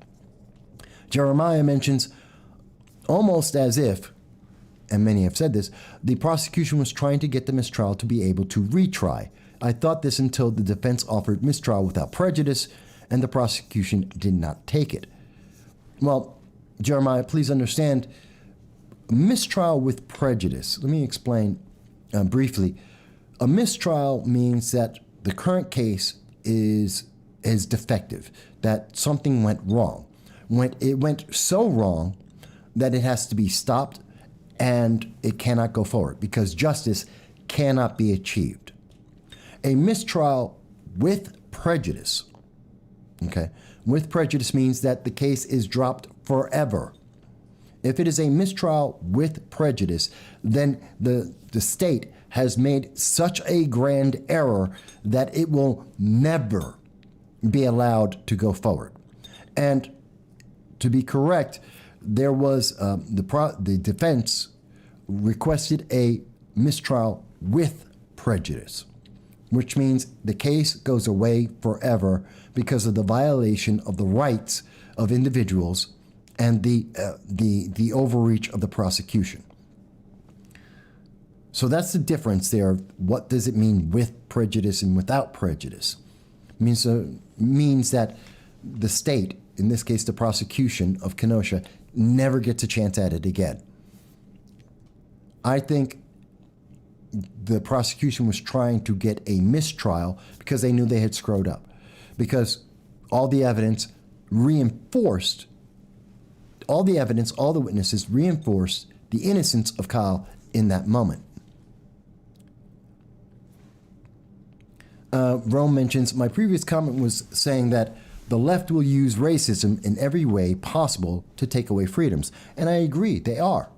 And we see it in the comments that are being made. I mean, maybe you think I'm wrong. And again, I'll go back to the Gothamist, which is showing us what's the value of white tears in this country. Clearly more than black lives and those who fight for them. Wait a minute. Wait. You can be all for racial justice all you want and try and promote what you think is identify what is unjust and to try and make correction. That's fine. That's part of America. That's part of your right for your First Amendment freedom of speech and to express yourself. Fantastic. But this case wasn't about white versus black. It never was. This was never about racism. Racism has nothing to do with it. Yet there is the blue check on Twitter, Jumanji Williams, who's trying to make this about race. There is no racism here. Racism was never involved in this. We have people like Lini Neo, who says, still, people don't think there's a difference in how this Trump treats people. Well, yeah, there's a difference. There is a massive difference. Kyle didn't go out hunting for people. He didn't go after black people. He did, in fact, we know for a fact from evidence in the trial itself, there were black people who were trying to be aggressors against Kyle. They were trying to intimidate Kyle. Kyle didn't shoot a single one of them. He didn't point a gun at them. He didn't do anything. He walked away. So to tell me that, oh, well, there's a difference between being black and white. No, not really. When we see these mass killers, I know a lot of people like to point out Dylan Roof. Dylan Roof gave up. The shooter in Boulder, Colorado in 2021 gave up. We've seen a lot of these people. And when people have been black, like in, I believe it was in San Antonio, Texas, just 2 months ago, the kid who went and shot up his high school, who happened to be black, you know what? He's alive. He's fine. He gave up. So, no, the law is exactly the same. The execution is pretty much the same. Now, is that to say that America is perfect? No. Is it to say that there aren't racists in the world? No. That would be an ignorant statement. To say that our legal system is built on the idea that it has to punish black people and to allow white people to walk away is a lie. It's just a lie. And it's very emotional, but it's not what we saw here. It's not like the prosecution didn't try to prosecute. I mean, if we saw a kangaroo court where more than what we saw now, but if we saw that the prosecution didn't even try to prosecute, if they said, no, we won't prosecute this because, Kyle is white, then that would be one thing. If they didn't try and put up a offense, an attempt to get Kyle convicted under every charge possible, and even more charges than they initially started with, then maybe the left would have an argument. That's not the case. The prosecution tried to get him for things that they knew he was innocent of, like the gun crime. No, the owning of the gun, the possession of the gun. That was a lie. And they knew it. And they tried for it anyway. So to tell me that, oh, well, Kyle was white, so they just let him go. No, they didn't. That's someone who has not paid attention to a single day of the trial, did not look at any of the evidence being presented. That is meant to blind you from the truth. It is meant to get your emotions boiling so that they can get an agenda across, an agenda that doesn't work in your best interest. And we hear people trying to say, like, again, from the Gothamist, Brad Lander, who says accountability for vigilante murders shouldn't be too much to ask for. Kyle wasn't a vigilante. He wasn't trying to be Batman. He was a medic. He was walking around trying to help people. And the only people who were shot were people who attacked him first. That is the evidence that we have all seen for more than a year. That is all the evidence brought out in the trial. That is what every witness has testified to. Gage Grosskreutz made it very clear on the stage, in the trial, in the witness box, as he said, and he made the statement or agreed with the statement. The only time he got shot by Kyle was when he pointed a gun at Kyle's head. And he didn't get shot after that. He didn't get shot before that. He only got shot the moment he had his gun pointing at Kyle's head as Kyle sat on the ground. That's not a vigilante. Brad Lander, blue check that he might be, doesn't understand the law, and he doesn't understand the meaning of words. Look up the definition of vigilante. That's not what Kyle did. Batman isn't what Kyle did. But they have to make you believe this to get an agenda. Because at the end of the day, the things that we're hearing from Rep. Nadler, that we're hearing from Cori Bush, that we're hearing from Bill de Blasio, is an attempt to use your emotions to gain more power. I truly believe that. I truly, truly believe that. Maybe you think I'm wrong. Maybe you think, Mike, you just don't get it. Maybe. Because I can tell you that, and I was showing you earlier, there's a gentleman, Chris, who's telling me, I just don't get it. Mike, you don't understand that what the Second Amendment is, except I do. You don't understand how laws are passed in our nation, except I do. You don't understand what the Second Amendment will allow, except I do. And Chris went on to say, yeah, but the AR-15s, semi-automatic rifles, they're for hunting. The Second Amendment only lets them use it for hunting, except that's not true. That is a lie. It was never, the Second Amendment has never been about hunting. It has never been about recreational shooting. It has always been about self-defense and protection from the government. That's what the Second Amendment states, and that is what it is for. And everything else is secondary or tertiary. That's the benefit. You know what's an extra benefit of owning a firearm? That you can also go hunting with it. You can also go and use it for recreation. But the Second Amendment's purpose is to protect, for me to protect myself, my property, and to protect from the government and its overreach. That's what it says. That's what it does. Hunting is got nothing to do with it. And anyone who's telling you the Second Amendment is about hunting is lying to you, and they have an agenda. Anyone who's telling you that you cannot defend yourself from a rapist, a child rapist who is coming to attack you, you cannot defend yourself from convicted criminals who are trying to attack you with skateboards and with handguns that they do not have the right to own, then they have a political agenda. They're not talking about you. These are very callous, uncaring, unfeeling individuals who are putting their politics over your life. And I don't think it ends today. Mike Bowie mentions the real target here is the Constitution. And Mike, I absolutely think that's true. I think that's true. But again, I say to anyone watching this, and I hope that people on the left are watching this, tell me where I'm wrong.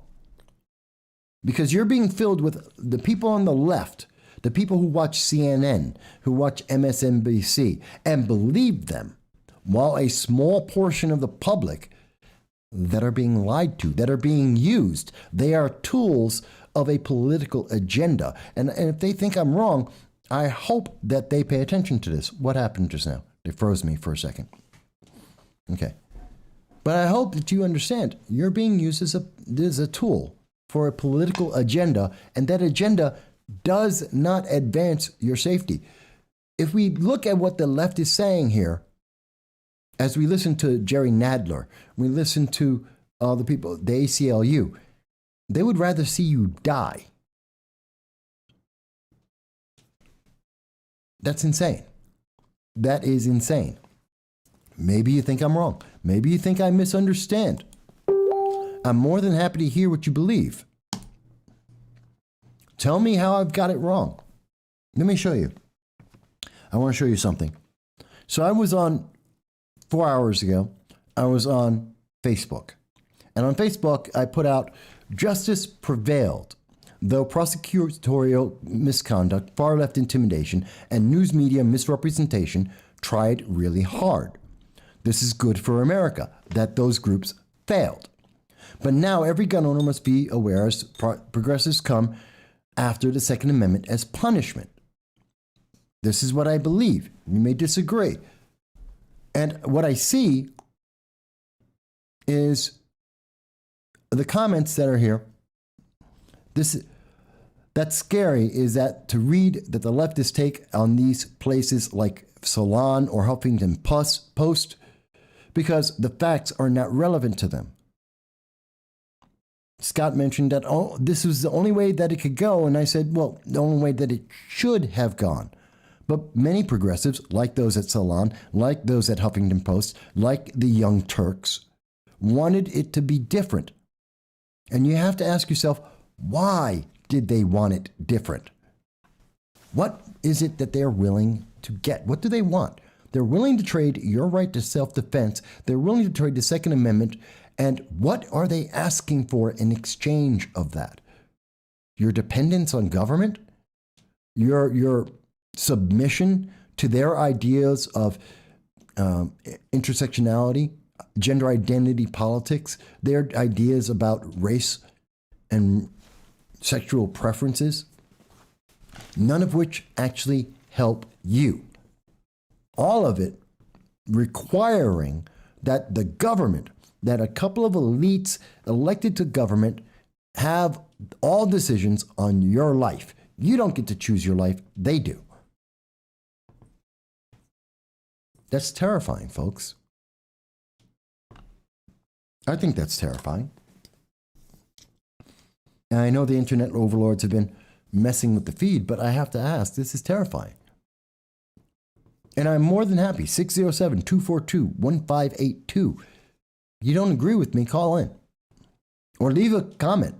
YouTube, Facebook, Twitter, DLive. Leave a comment. By the way, I would also ask, if you've been with us for the last hour and 42 minutes, please do like, share, and subscribe. It's important. It makes a difference. And that's whether you agree with me or not. If you're just enjoying the fact that someone is willing to speak out about what they believe and to ask questions as we have, that's important. And we're asking you, like and share, because this is your First Amendment in action. But we've asked several questions here, and I want to go over those questions again from the beginning that we've been asking you. Do you think that Kyle should be invested by the Department of Justice? If you do, let me ask you, why? Why should the Department of Justice be involved at a state level issue where no federal law has been violated? Why should Kyle be involved? Why should the Department of Justice be involved? We asked the question, is it racist to be glad that Kyle Rittenhouse is not guilty? Because if you listen to the major mainstream news media, if you listen to individuals like Bill de Blasio and Cori Bush, the answer is you should be. Why? Why does someone winning a trial for defending their life make them racist? Or the fact that I am happy that he was found innocent, why does that suddenly make me a racist? What's racist about that? What exactly is racist about someone winning a trial? We asked another question. What happens if Rittenhouse is investigated by Attorney General Garland and the FBI? And no one's really addressing that. No one has considered what happens if Jerry Nadler is able to influence the Attorney General, Merrick Garland, just like the National School Board was able to influence Merrick Garland, and use the FBI, and the FBI is now being introduced into state-level cases where there is no reason for them to be involved. Just like they're using the FBI to intimidate parents.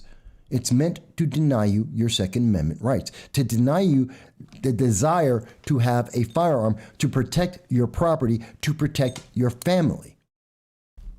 Something that we've already seen the Ninth Court, and I do want to mention, the Ninth Court already made this very clear, that they do not want you to be able to protect yourself. When you walk outside your door, the Ninth Circuit Court said you do not have a right to protect yourself. That's what the Ninth Circuit Court said in March of 2021. You don't have a right to protect yourself. Once you walk outside your door, that's it. Your freedoms are gone. We should be very upset about that. We asked the question, and I think it's important because no one else is asking this. Is it now safer or more dangerous for women to defend themselves after this trial?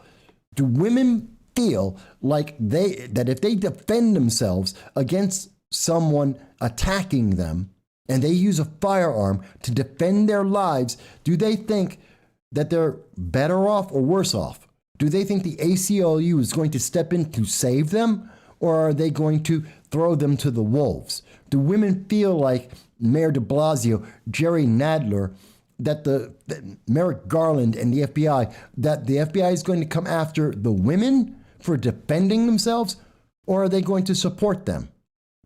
Because I don't think what the left is saying right now makes women feel better about being able to defend themselves. All right, we asked the question, is race more important than self-defense? And whether or not that's different in other countries, but because we're seeing the ACLU say, no, someone's race, the color of their skin is more important than their actions. That is almost by definition a racist statement. That is a racist ideology, that you put someone's color of skin over their actions.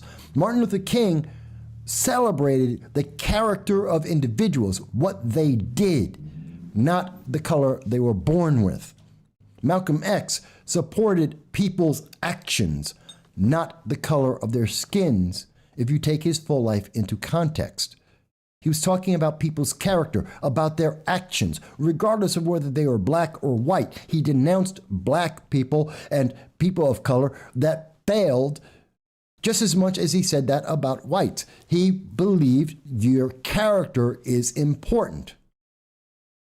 But that's not what we're getting from the left at this time.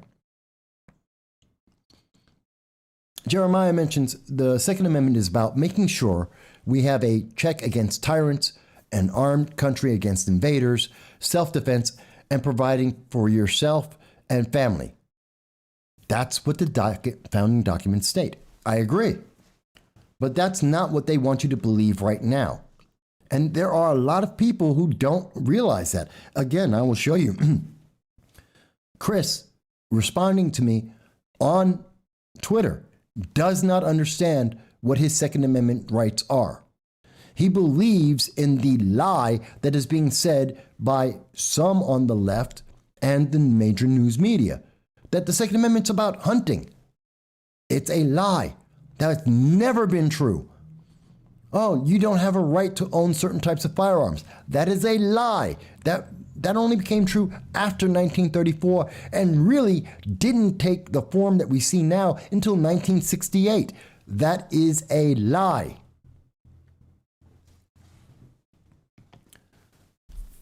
We have to understand these lies, folks. We have to understand what is happening as a consequence. We have to understand where we are being driven towards. And yes, the Kyle Rittenhouse case is an interruption of that process. If you look at the left, they have told you, no, it's perfectly fine to have an arson and to burn down buildings and destroy people's lives. And as we saw throughout the BLM riots of 2020, it's okay to kill 36 people, including children as young as 8 years old. It's okay for that to happen if you have the right political preference.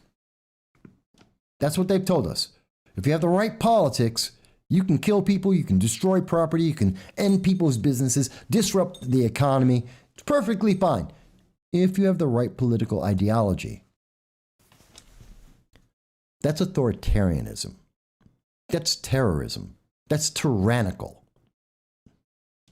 And I don't agree with that. Does that mean you can't be part of the left? No, you can be left, absolutely be left. But if you have to use violence to promote your ideas, you need to use fear to intimidate people into doing what you want, to coerce them, then there is something fundamentally wrong with what you believe. If you believe that you have to use violence to motivate people to do what you want, then what you want is bad by definition.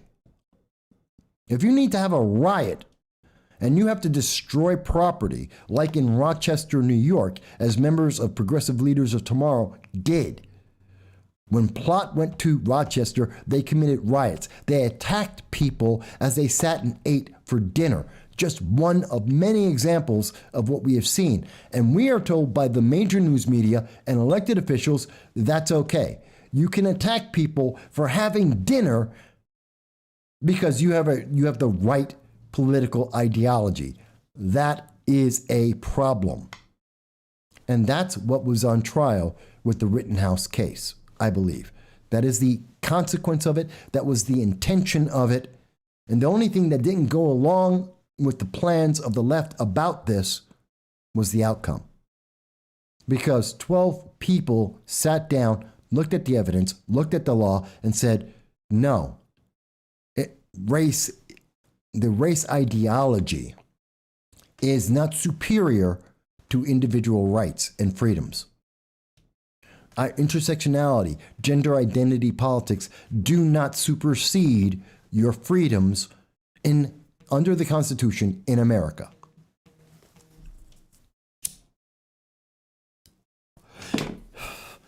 And if there is someone on the left that wants to explain to me how I am wrong about that, I am all ears. You can reach us on YouTube, Facebook, DLive, Twitter. You can reach out to us and explain how it is that someone's race, sexual preference, ethnicity, religion, political outlook is more important than their life and their rights and freedoms. Please explain that to me. Please. I am asking for it. I want to hear that argument. I don't want to insult anyone on the left. I'm not going to embarrass you. Even if you're a member of Plot, even if you're a member of Antifa, even if you're a member of BLM, I'm not here to embarrass you. I want to hear that logic. Because we don't hear it. We hear people giving half-assed answers about it, but they won't actually deal with the reality. Mike Bowie mentions the left use violence and intimidation because they know they are in the minority in this country. They are in the minority. BLM, as much as people think, oh my God, BLM is all over the place. The Democratic Socialists of America, they control our Congress. They control the Democratic Party. That's not true. That's never been true. The far left, all of the far, in all of its different versions, make up about 6, maybe 7% of the Democratic Party. The overwhelming majority of rank and file members of the Democratic Party, they're mostly what we would call moderates. Only a small portion of the extreme fringe lean to the far left or beyond. I mean, most people in the Democratic Party aren't Alexandria Ocasio-Cortez. They are Biden, Kamala Harris. They are Antonio Delgado. They are radical compared to where most Americans are, but they're not Alexandria Ocasio-Cortez, Bernie Sanders, Democratic Socialists of America kind of radicals. They're not the Progressive Leaders of Tomorrow radicals. The far left is very, very small. They're very, very loud. If you remember back in, April of 2020, I believe, when I had a Back the Blue event here in the southern tier of New York, I was supporting my police and the good job that they are doing in our community. And BLM, Plot, Antifa, they couldn't stand it that a black man would dare say that the police were doing their job. And so they had to blast a boombox, try to silence us. They intimidated the news media because they're afraid. They're terrified. They're terrified of anyone not doing what they say, for anyone not submitting to their will, because then people will realize, wait a minute, they don't control anything. They're not even the majority of anything. They're a minority. Even in the Democratic Party, they're a minority. And if you notice, I've been talking about either the specific groups of BLM, Progressive Leaders of Tomorrow. I'm talking about specific agencies, Antifa, not the Democratic Party. I'm talking about progressives and the socialist ideology, the Democratic Socialists of America. I'm not talking about the Democratic Party. There is a difference between rank and file Democrats and these other extremist groups. And there's a big difference between average people and even the elected officials in the Democratic Party, like Jerry Nadler or Adam Schiff or Antonio Delgado or Nancy Pelosi. The average Democrat is nothing like those people. They're not like the writers in The Atlantic or the New York Times or members of the ACLU. The average person in America owns a gun, understands self-defense, loves their family, and loves their country. That's the average person in America. But God help us, the left is trying to change that as much as they can. Bellin mentions that BLM is Marxist, and more than a little bit. Harold Stewart mentions the far left and the far right are both in the minority. The extremes are just the loudest voices, so it seems like they are the majority. And Harold, you are correct. I agree with you. The extremists are the minority. Oops, sorry. Trying to burn. Sorry, wound up dropping something, trying to burn my house. Bellin mentions the jab is one example. That is an example, but and I'll probably talk about that on Sunday in our live stream at 2:30 p.m. Eastern Standard Time. But I don't want to address this. This is about the Second Amendment, self-defense, the Kyle Rittenhouse shooting. I want to try and keep it to that, especially since the jab is a very touchy subject for the internet overlords. And if I go into that, kind of like talking about the 2020 election, if I mention them, they'll shut down the whole thing and they'll disband my channel, which is why I'm not really addressing that much. But folks, am I wrong? Have the questions I've asked been wrong?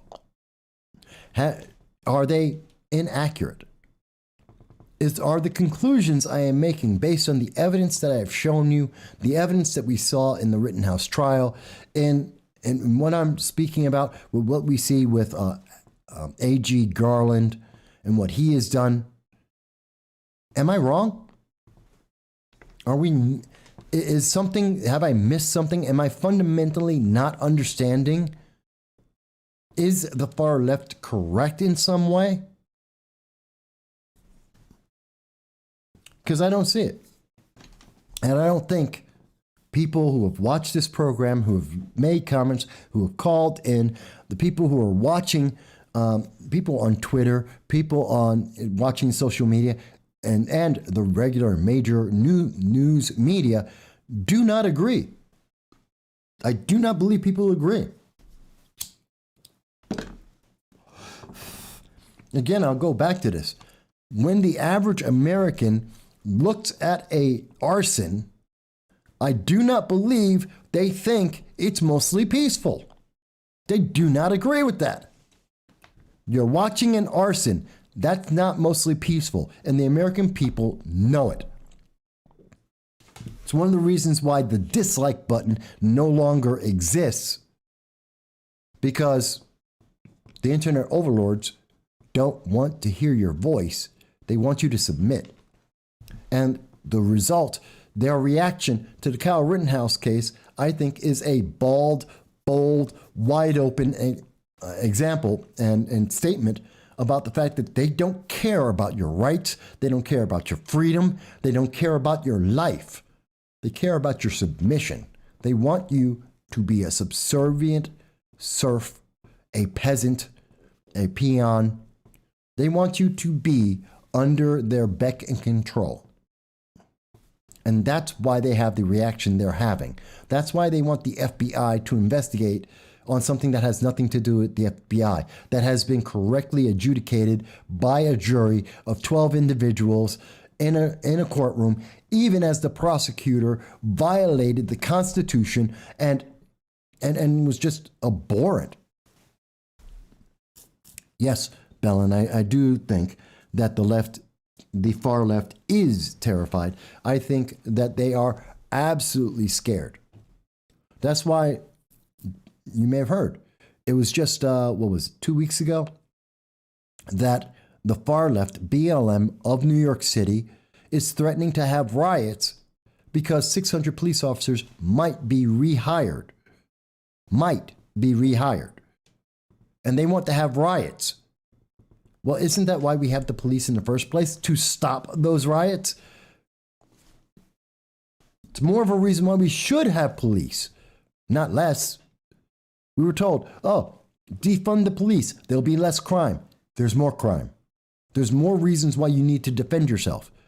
And yet the same left, Cori Bush, Alexandria Ocasio-Cortez, Anna Presley, Rashida Tlaib, Jerry Nadler, Joe Biden, Kamala Harris, they're all telling you, you don't need a firearm. You also don't need police. I'm sorry, that's just not true. Well, actually, I'm not sorry. It's not true.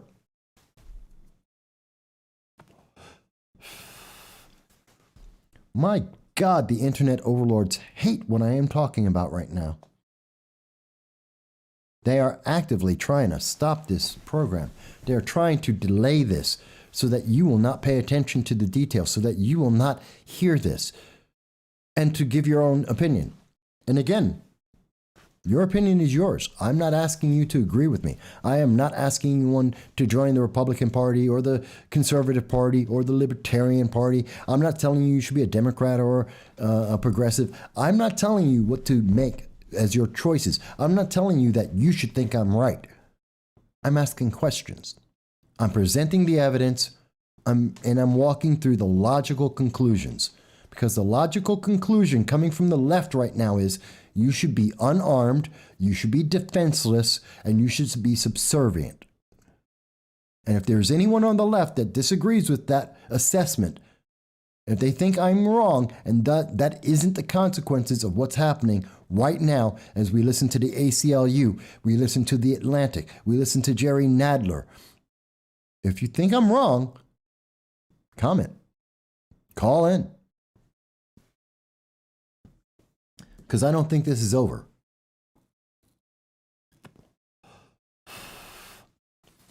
I am very sure that once the weather warms up, we're going to see BLM added again.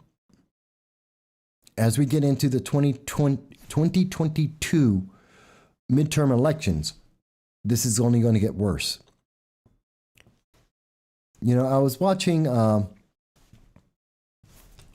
Nick Ricetta, who's an attorney.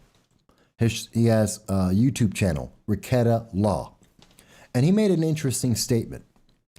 Have you noticed that Antifa, BLM, the riots that they promote, the autonomous zones that they try to create, that's only commented on, it's only covered from a left-leaning view during election years?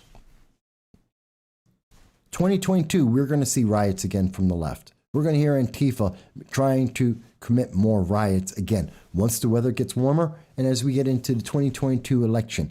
And I want you to remember this while you watch. Please remember this very clearly, that they're going to be doing this during the election to scare you, to make you submit. Just like Merrick Garland is using the FBI against the PTA and parents, just like Jerry Nadler is trying to use the FBI to attack Kyle Smith, and Kyle is a proxy for you, as they are trying to get rid of your Second Amendment rights, like with Representative Sheila Jackson Lee and H.R. 127, and in New York, trying to remove your ability to defend yourself, like in Bill A416 that we have covered on this program before. They're after you, and they want you to comply. And they're trying, and this is just another example of that. Yes, Bellin, I think it is too cold in Wisconsin to truly protest at this moment. But I think they will once it warms up, because they're not going to forget. They're going to try and rally, and they're going to try and grow their numbers, and they're going to scream about racism, and they're going to try and find another way to drag Kyle Rittenhouse into a courtroom until they get the result that they want. It's a shame. It's sad. Let him live his life. He should sue. He should definitely sue President Biden for defamation. He should sue Jerry Nadler and Bill de Blasio. He absolutely should go after these people, the major news mainstream media, and sue them, just like Nick Sandmann did, for defamation.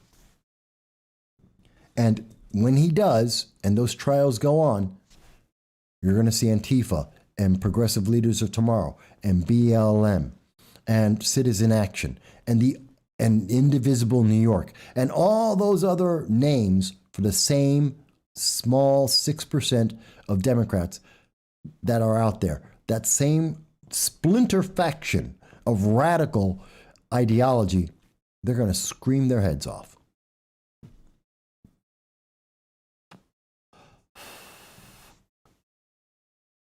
All right, folks, so we've been talking for about 2 hours. I'm going to give it another 4 minutes. Bobby Bellin mentions they will never stop.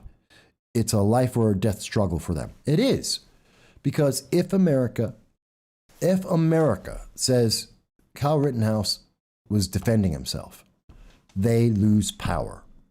If they say that you do have a right, like Kyle Rittenhouse, and like many of the people in Kenosha, to be able to be armed and to defend your property and yourself, they lose power.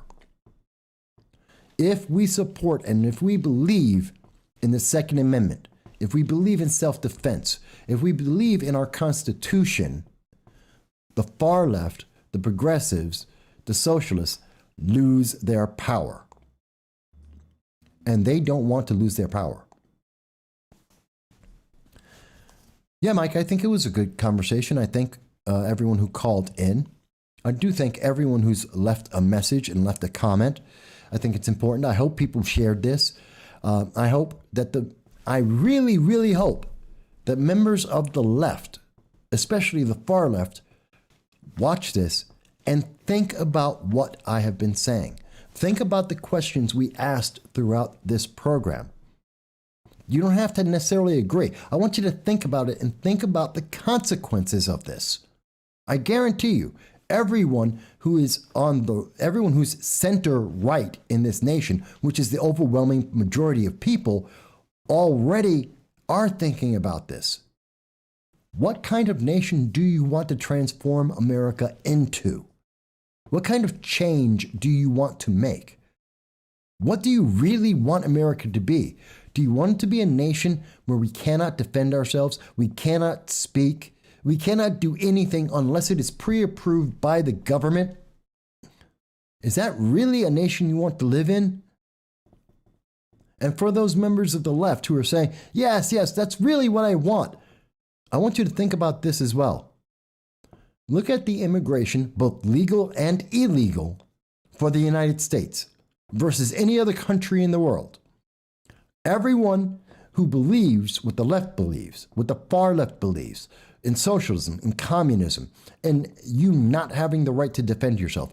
The people who believe that you do not have a right to self-defense, male or female. I want you to understand, everyone else in the world is coming here. People aren't trying to get to China. They're not trying to be part of Cuba. They're not going to Venezuela. They're not going to North Korea. They're definitely not going to Iran or Afghanistan. They're coming to America. They're going to England. They're going to France. They're going to Germany. They're going to Australia. Yeah, they're going to Canada too. They're definitely not going to communist nations, to socialist nations. There's a reason for that. Because the rest of the world realizes freedom is far better than submission.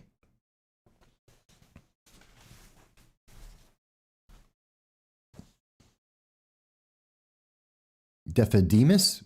Is that how that's pronounced? Okay, Defendemus. We will defend. We should defend. I have defended this nation. Member of the Marines. My family has defended this nation. I have sisters who've been in the military. I have my father and grandfathers who served in the military. I served in the military. We need to defend America. And we need to understand, why are we defending it? I know the left, they're in schools, they're in high schools, they're trying to teach kids, you should hate America. America's a horrible nation. Well, just look at 2021 alone. 1.5 million people illegally have said that's not true. Another million people legally have said that's not true. And they've been everywhere else in the world that these teachers, that these members of the far left want this nation to transform into. My good friend Lily Tang Williams, you can look her up. Lily Tang Williams was born and raised in communism. She was born and raised in China. And I have never seen such a passionate defense of the Second Amendment and the Constitution than listening to Lily speak about her life in China and why she loves America. And I truly advise you to look her up. She's been interviewed by Tim Pool. She's been interviewed by Gothics. She's been on this program twice. You want to hear why we shouldn't become more like Europe or China? Listen to Lily.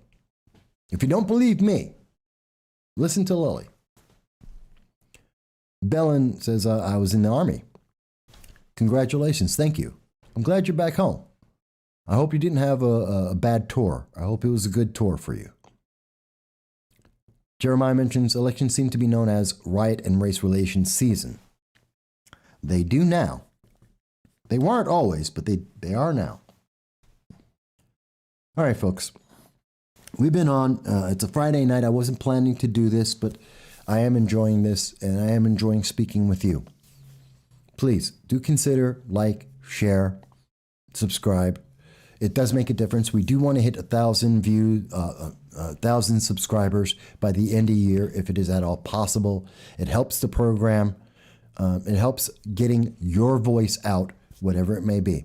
And on Sunday at 2:30 p.m. Eastern Standard Time, we will be back live on YouTube, Facebook, Twitter, DLive, on all the social media that we can, that the internet overlords will allow, to speak with you about many of the issues that are affecting us all, including what's going on with the Afghan refugees.